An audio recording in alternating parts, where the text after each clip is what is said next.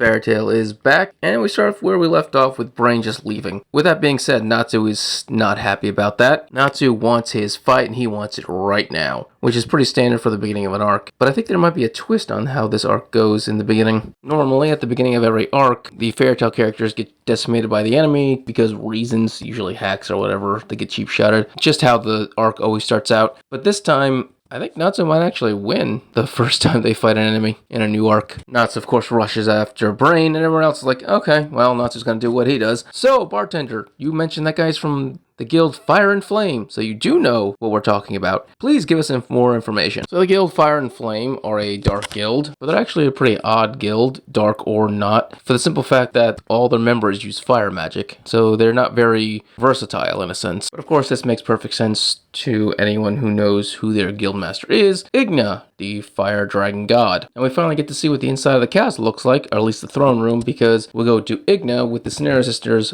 They're back. They show up and they apologize to Ignia for being late in their return and explain how they were captured by Vernus. And they just seem actually humbled by the fact that they were defeated, even though they were defeated by a dragon god. Obviously, Ignia doesn't really care because, once again, they were defeated and brainwashed by a dragon god. He probably would expect another dragon god to be able to beat them easily. So instead of scolding them, he just gives them an update on what's been happening, and he explains how 3 of the dragon gods are just now dead. Dormagon, Vernus, Alderon, while Selena and Mersophomia have decided to switch sides and join the humans. He then asks the 2 of them if they've met Natsu, and they give a vague answer because, once again, they're trying to use memories that they were brainwashed to use. And they said they might have met him, and Ignia's response is, well, that would be the man who was able to kill all of these dragon gods, one by one. The amount of asterisks you have to put next to all of those victories is kind of wild, but Ignia's like, yeah, no, Natsu beat them, sure, okay. I don't get this because before, when Natsu explained there were a bunch of asterisks next to Acnologia's defeat, Ignia was like,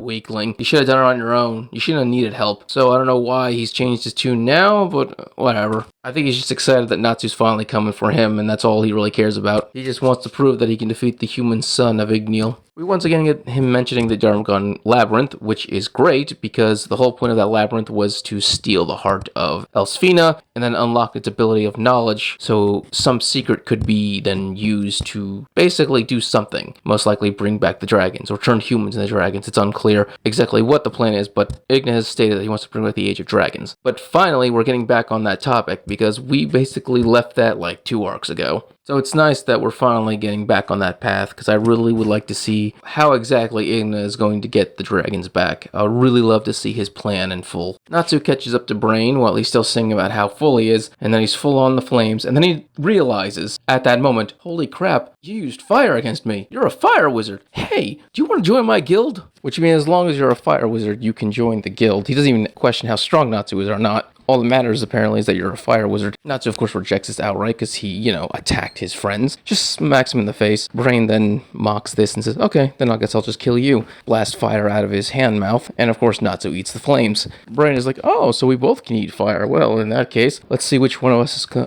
able to force feed the other until we lose. You'd think that'd be a good enough clue for Brain to figure out who Natsu is, but it wasn't until Natsu screamed out fire dragon talons and tried to kick Brain in the head that he realized who Natsu was. And of course, Brain has a mouth on his head, grabs Natsu, bites him down, and then chucks him into the side. So these 2 are actually having a interesting fight.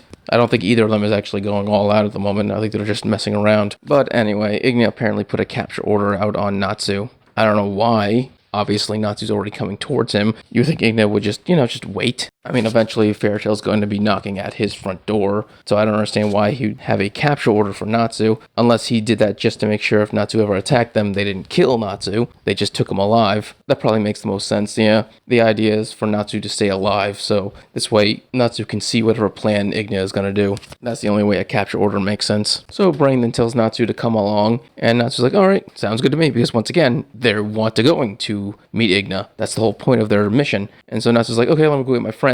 He turns around, and the entire town is just ash. Now, do I think Brain just killed everyone? No, I don't. I think it's an illusion. My guess is he's using fire to create a mirage. It's a pretty common thing that happens in the desert. Heat can do that to you, so I 100% believe that he's just manipulating the area to make it look like he burned everything to the ground. If you know anything about One Piece and Nami, you know what I'm talking about. But yeah, this is why I said Natsu's probably going to beat this guy. Because either A, he's going to get captured, and they're going to have to do a rescue mission, or Natsu's going to knock this dude the fuck out, and then his illusion is going to disappear. And I think that is the most likely outcome. Natsu's going to take this guy down, and the illusion of the town being obliterated by fire, it will just disappear. But that's my theory. Anyway, if you enjoyed this video, subscribe, give it a thumbs up so you enjoy more Fairy Tail and other my things. Thank you, and have a great day.